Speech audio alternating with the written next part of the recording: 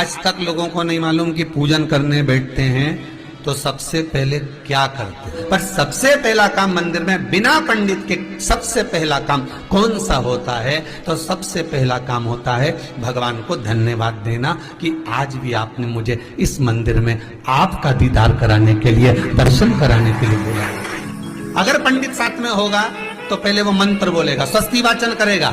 स्वस्ति वाचन करने में उसको अर्थात भगवान के लिए भी प्रसन्नता और आपके लिए भी प्रसन्नता। पर आपके पास कोई ब्राह्मण नहीं, आपको कोई स्तुति नहीं आती, आपको कोई मंत्र नहीं आता, आपको कोई साधना नहीं आती, आपको कोई तप नहीं आता, पर आप इतना तो कर सकते हो कि भगवान के मंदिर में जाकर उनको धन्यवाद दे सकते हो कि तेरी कृपा है जो मुझे चलकर यहां तक बुला लिया, 2 कदम चलाया, यहां तक बुलाया, ये तेरी कृपा है। और बड़ी कृपा करी जो डलिया भर के पूजन का सामान भी लाई, बड़ी कृपा करी जो दूध भरकर भी लाई, बड़ी कृपा करी जो कलश भरकर भी लाई। कितने लोगों का फायदा है कलश भरकर मंदिर ले जाने में? देखिए जरा कितने लोगों का फायदा।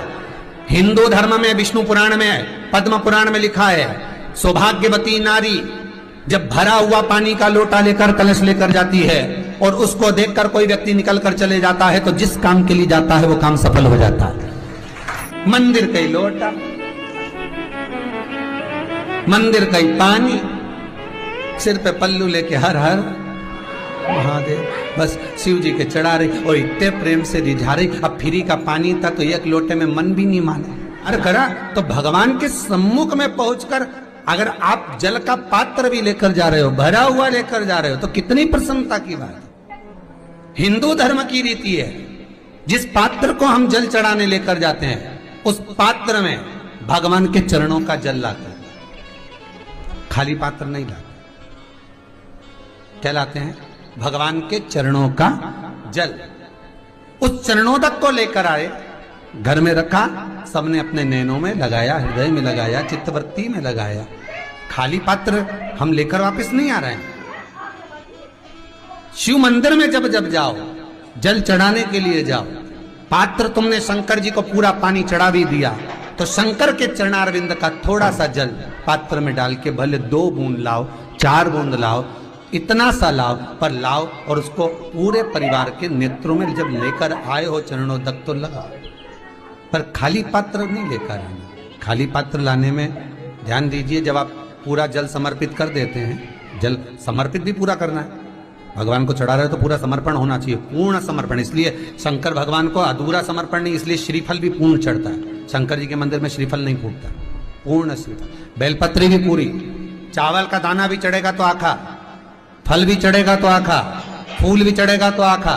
भगवान को कोई चीज खंडित नहीं चढ़ती, शिव जी को जल भी चढ़ेगा तो पूर्ण। जिस जल को चढ़ाने के लिए लेकर गए उसको बचा कर नहीं लाना है शिव मंदिर में से, संपूर्ण भाग। क्योंकि भगवान के चरण की रज जब हमारे घर में प्रवेश करेगी तो हमारा आत्म कल्याण तो स्वतः ही हो जाएगा। शिव करुणा कर ही देंगे। पर कई लोगों की आदत रहती है, और आपने भी गलती करी होगी, गए होगे, चढ़ा कर भी आए होगे, पूरा पानी भी उंडेल कर आए होगे, चढ़ा भी दिया, छोड़ भी आए, पर लेकर नहीं आए होगे।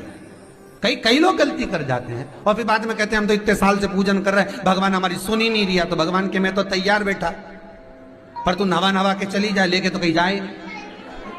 तो भगवान थोड़ी ना कहेगा कि तू मेरे पास में आए तो मेरे चरण की रज लेकर जा। भगवान थोड़ी ना कहेगा कि मेरे पास में आकर तू ये लेकर जा।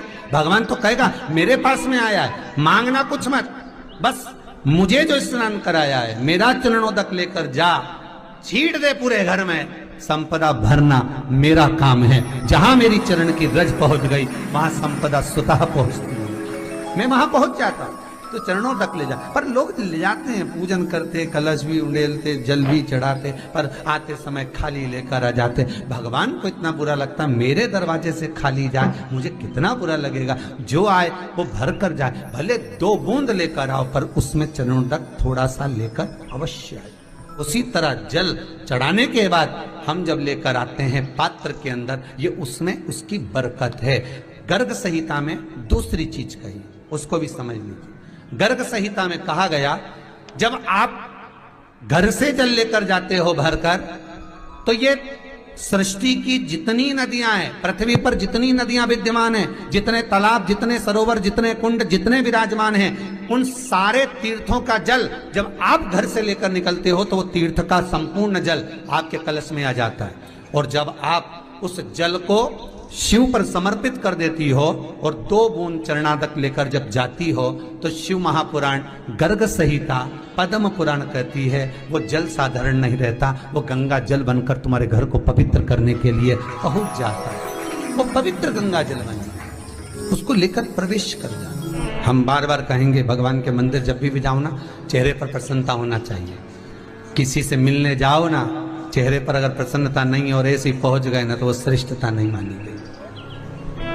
तुम्हारी बहन के घर जाओ, सती मैया जलकर भस्म क्यों हुई? माता सती के भस्म होने का कारण क्या था?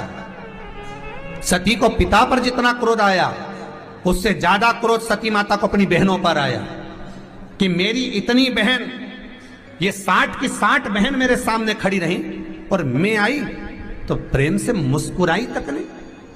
आप किसी के यहाँ जाओ और कोई के यहाँ पहुंचे और जाते से ही आप उस पहुंचे और कहा जी जी राधे राधे, जय श्री कृष्णा, हर हर महादेव, श्री शिवाय नमस्तुभ्यम, ओम नमः शिवाय आपने बोला और उसके चेहरे पर प्रसन्नता नहीं आया तो ऐसे घर में जाने से कोई फायदा है क्या? और आप किसी के यहाँ जा रहे हो तो आपके चेहरे पर भी प्रसन्नता होना चाहिए, सामने वाले को तो हो, आपके भी चेहरे पर भी। मंदिर में जब जब जाएं, गुरु के दरवाजे पर जब जब जाएं, परमात्मा के चरणारविंद में जब जब जाएं, माता पिता के चरणों में जब जाएं, घर के बुजुर्गों के पास जब जाएं तो तुम्हारे चेहरे पर प्रसन्नता होना चाहिए। भगवान को भी लगे दुख भले है इसको पर चेहरे पर प्रसन्नता है, इसको अब दुख नहीं देना क्योंकि इतना मुस्कुराकर ये मेरे मंदिर में आती है।